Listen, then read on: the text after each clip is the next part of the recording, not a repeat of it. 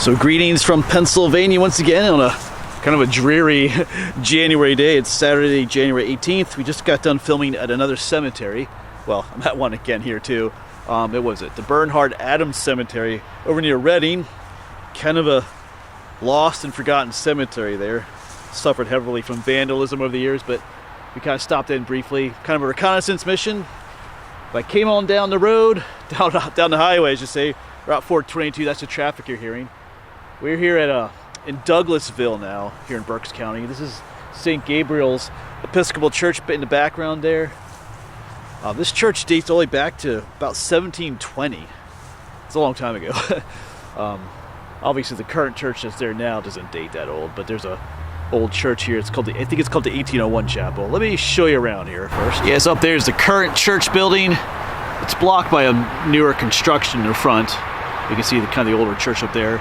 That right there is referred to as, I think they call it the 1801 church, because it was built in 1801. It replaced a log church that was here, I think about 1730s they built it, 1735. But there is an old cemetery here. A lot of the older graves are in this area. But there's a really old one here. I was here many years ago. I stopped here in this cemetery. I think the one we're going to be looking for is over on the edge. There's some railroad tracks over there. It's over there somewhere. But that's why we're here again today. When I was here the first time, I didn't know it was there, actually. I think we're not too far from the Daniel Boone homestead, so I think I filmed there and then stopped in here just on a whim to go exploring. I like to explore old cemeteries.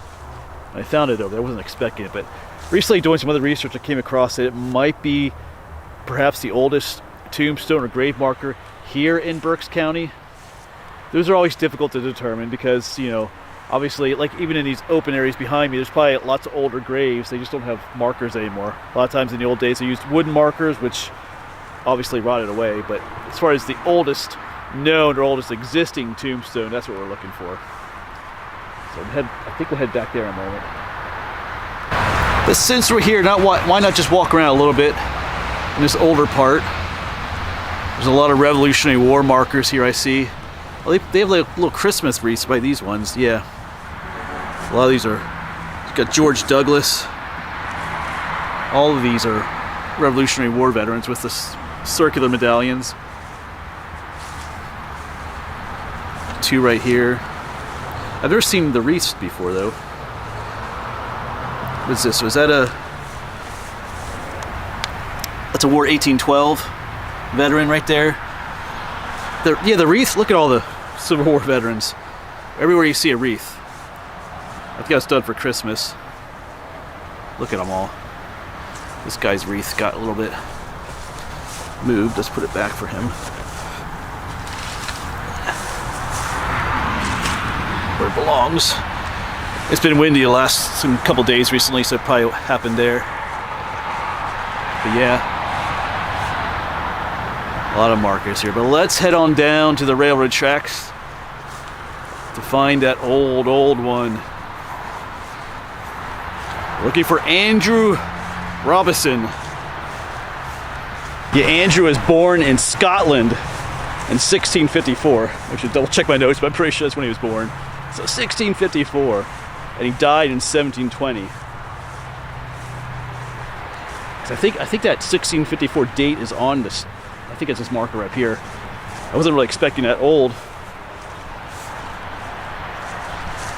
Because a lot of these, even these Revolutionary War veterans that served during the Revolutionary War, you know, in the 1770s, 1780s, a lot of them were born, you know, early 1700s. But to have a marker of someone born in 1654, that's pretty cool. All right, so we're down here by the railroad tracks now. Yeah, a lot of the older ones were up there.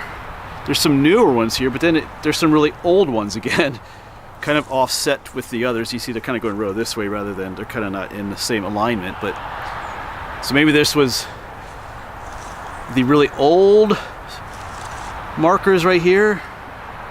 Because once again, some of these out here are, well, new compared to the older ones. And then there's a bunch more older ones over there. That's where all those Revolutionary War veterans were up there. So anyway, I don't remember this. Check this out. In memory of Anthony Sadowski. Born in 1669 in Poland. Check that out. Died in 1736. Whether or not he opened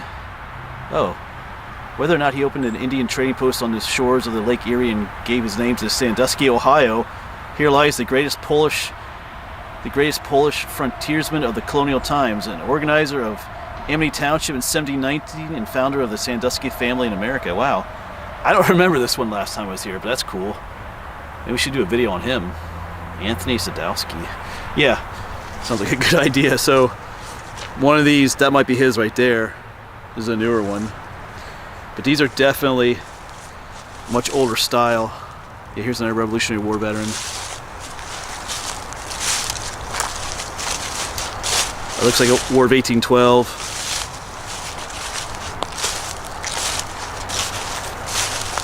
Let's see, where is that one we need? I don't think it's either of these. Looks like born in 1736, died in 1885. That's another War of 1812 veteran. Yeah, these are not what I'm looking for.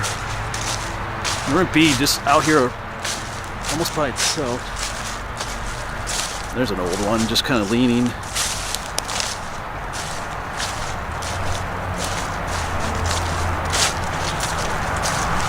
This one over here.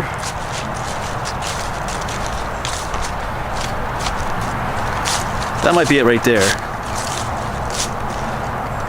The Revolutionary War veteran. Is this the one? Yeah, this is him. Right here it is. Cool. Yeah. I'll show you the leaves here a little bit from his grave. There's marker here. Yeah. Andrew Robeson, Justice of the Peace of Philadelphia County. I think he was the first Chief Justice of Pennsylvania, too. Daughter of the Swedish Provost. Yeah. Yeah, there's the date. 1720 is when he died. Oh, did they have his birth date on here, though? Yeah, I'm not sure if I see 1650, or was it 1654 on here, though, anywhere. There's a date. Okay, see the, 1719, 1720 right there. That might be the date I'm looking for there. Up top a bit, but... Yeah, it looks like there's another date above that, but it almost looks like a 19 something, but it's not. But sometimes the writing on these is pretty fanciful. You're just looking at what... Sometimes when I get home on a computer I can see better, but it looks like a 1, almost looks like a 9 there. And a date, but he was 1654. There is something written on the back, which is impossible to read. A whole bunch of writing here. Well, I guess you could. But I have it written down in my notes too. So I have the saying written down in my notes. Hopefully I can read my own writing. But like I said, it's written on the back of this marker here. So, removed from noise and care, this silent place I chose, when death should end my years, to take a sweet repose. Here in a restful place, my ashes must remain. My Savior shall me keep and raise me up again. So, there you go.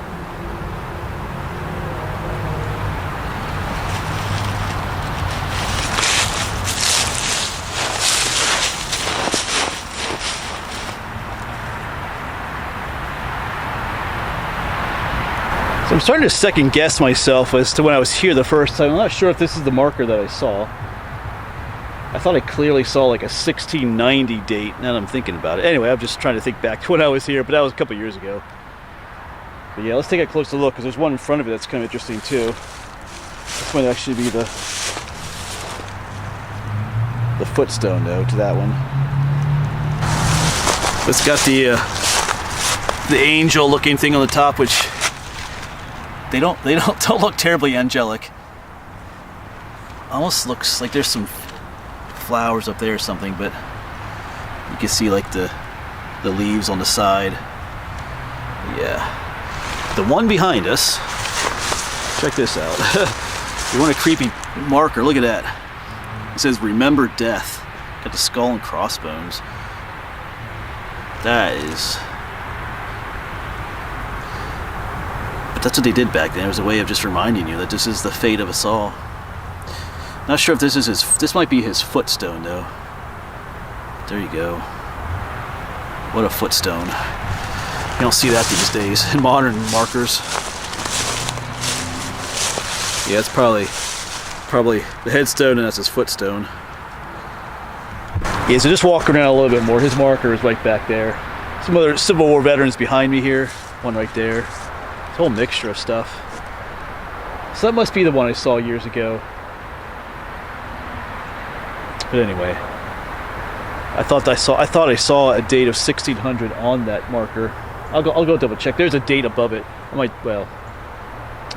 try to rub it off. I don't really like do anything to the tombstones. I know somebody tell me to rub or do chalk things. I'm not gonna do that. So anyway, let's walk around a little bit more. Yeah, just took another look. I think that 19 I'm seeing, I think it's February 19th because I know he died over the winter time. So I think it's February 19th of the winter of 1719, 1720. So I think that's what that date was. That 19 I was seeing.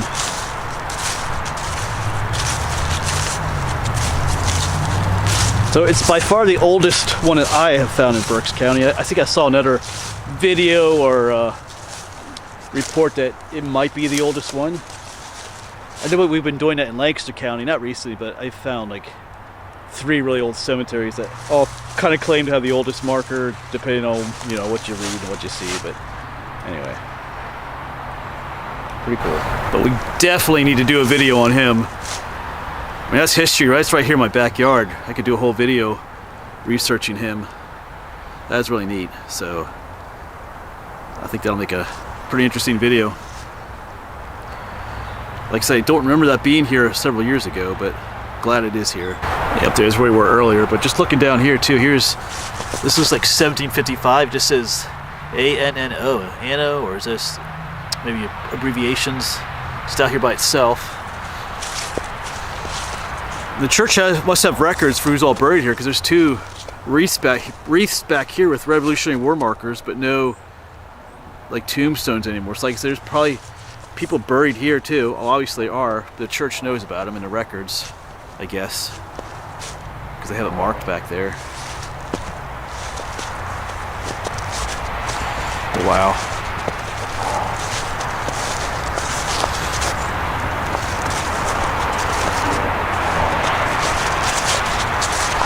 Just take one more last look up here. Some more oldies up through here.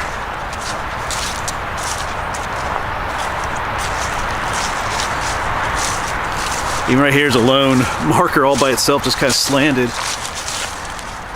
All by itself. I don't really see any writing on this one. On this side. Maybe barely, maybe just barely.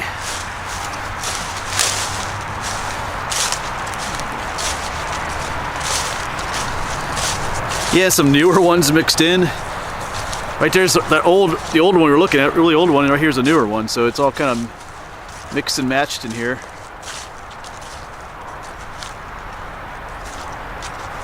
And once again, there he is, Andrew Robeson. Remember reading his wife is not buried here because he died here away from home, but they decided to bury him here. Once you get that neat angel, and then you have his, I know we already looked at, but it's just very interesting footstone. Oh, there's the initials AR. I see A and R, so that is his footstone, but wow. Alright, but I think that'll be it for me here. The rain is starting to come again. My previous video I filmed just before this when it got kind of rainy. It wasn't supposed to be raining. They said it was going to rain, and they said it wasn't, but that's the weather. Yeah, and tomorrow, big snow's coming. Lots of cold air is coming this week. So I don't know. I had to get out today and film a little bit, because I'm not sure when I'll get out next. It's just going to be pretty nasty. But that's the way it is in the winter time. So yeah, I think, we're starting a new journey, trying to find the oldest grave marker, tombstone, whatever you call it, here in Berks County. All right, thanks for coming along, folks. If there's anything I missed, you can let me know down below in the comments. As always, thanks for coming along, and hopefully we'll see you on the next one. Stay safe and stay warm out there, folks.